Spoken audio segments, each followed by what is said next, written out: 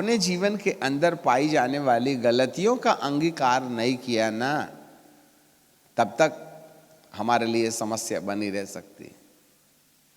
अच्छे से याद रखिएगा, यदि एक छोटी सी भी गलती जिसकी क्षमा नहीं है और यदि आप प्रार्थना करें तो वो एक छोटी सी गलती हमारी प्रार्थना में एक रुकावट बन जाएगी। ध्यान अपने आप में प्रेयर है, ठीक है। तो इससे पहले कि आप प्रार्थना में जाएं, इससे पहले कि आप ध्यान में जाएं, इससे पहले कि आप अपने मन को खाली करें, इससे पहले कि आप अपने मन को परमेश्वर से जोड़ने का प्रयास करें, सबसे पहली और बड़ी ज़रूरत ये होती है कि हम अपनी अपनी गलतियों की लिस्ट एक बार बनाएं। अच्छा, इसमें थोड़ा सा सुधार करना पड़ेगा, और वो ये है कि यदि कोई गलती हमसे हो गई तो उसको दिल की गहराई से सिर्फ एक बार मानना है और एक बार मांगना है। रोज रोज रट्टू तोता के समान मैं बड़ा पापी हूं, बड़ा पापी हूं, बड़ा पापी हूं, बड़ा पापी हूं, ऐसा कह के परमेश्वर को इरिटेट मत कीजिएगा। Only once you have to ask the forgiveness. मेरा परमेश्वर इतना बुद्धिमान है, यदि आपको ऐसा कॉन्फिडेंस हो गया कि ये बात मैंने रियली परमेश्वर के सामने डाल दी है कि मैंने कोई विशेष प्रकार की गलती की है, तो परमेश्वर उस गलती को उसी दिन क्षमा कर देता है, दोबारा रिमाइंडर देने की जरूरत नहीं है। अब कई बार लोग एक ही गलती को 17 साल से वही बोल रहे हैं, मैंने गलती किया, मैंने गलती किया, मैंने गलती किया।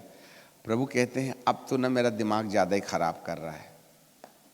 मैंने जब पहले ही बार क्षमा कर दिया, 17 साल से वही घिसी पिटी बात, घुसी पिटी बात, तो ये शिक्षा के ना होने से होता है सर।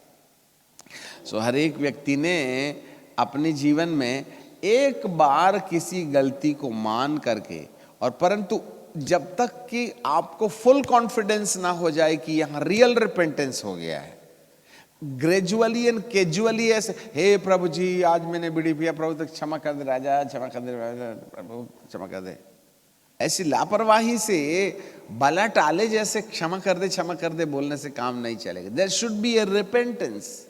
वहां आपके अंदर में गिल्टी कॉन्शियस हो, वहां आपके अंदर पीड़ा हो कि मैंने ये गलती नहीं करना है, मेरे से ये गलती हो गई है।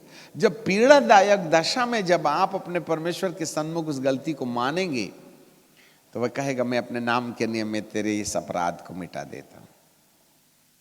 फिर दोबारा याद मत करो उसको, नो नीड टू रिमेंबर। उस पर विश्वास करो कि प्रभु ने आपको क्षमा दे दिया है। यदि आज मैंने प्रभु जी से कहा प्रभु मेरे को लड़ाई आता है, मैं चोरी करता हूं प्रभु जी, तो प्रभु जी ने कहा ठीक है मैं क्षमा कर देता हूं। अब मैं कल फिर गया प्रभु के पास और कहने लगा हे प्रभु मैंने चोरी की है, तो आपने कल वाली प्रार्थना को दूसरी वाली प्रार्थना के द्वारा कैंसल कर दिया। कल नहीं सुना था इसलिए फिर आया हूं। तो हम पहली प्रार्थना को दूसरी करके कंडम कर रहे हैं, जबकि क्षमा पहली प्रार्थना में हो गई है। तो जब आपने पहली प्रार्थना में ही क्षमा मांग लिया है तो दूसरे बार आपको धन्यवाद देना है, आपको विश्वास करना है कि प्रभु ने मेरे पाप क्षमा कर दिए हैं। कई बार एक ही प्रार्थना को लोग रोज करते, प्रभु मैंने फलाने को धोखा दिया, मेरे को क्षमा कर दे, प्रभु मैंने फलाने को धोखा दिया, मैंने फलाने को धोखा दिया, 6 साल हो गए धोखा दिया धोखा दिया धोखा दिया धोखा दिया धोखा दिया। प्रभु कहते हैं मैंने तेरे दिमाग से वो धोखे का पाप मिटा दिया, तू होता कौन है उसको याद करने वाला।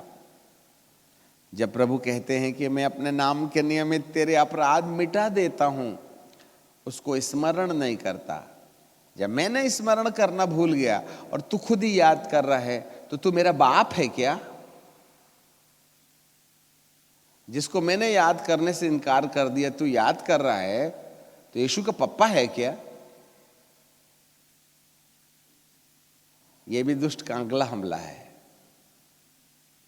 जब आपने रियली अपने मन में मान लिया है कि आपसे ये गलती हो गई है, तो मानने के बाद अपने मन को यह कहना है कि मेरे प्रभु ने क्षमा किया है।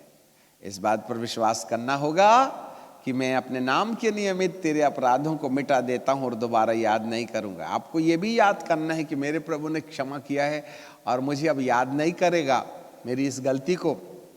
जब मेरा प्रभु मेरी गलती को याद नहीं करता तो मैं होता कौन हूँ उस गलती को याद करने के लिए। उसी समय आपका मन जो गिल्टी कॉन्शियस में है वह आप बिल्कुल फ्री हो जाइएगा। और जैसे फ्री हो जाइएगा पवित्र आत्मा कहेगा अभी टेंशन फ्री वाले दिमाग में आने में अच्छा लगता है मुझको।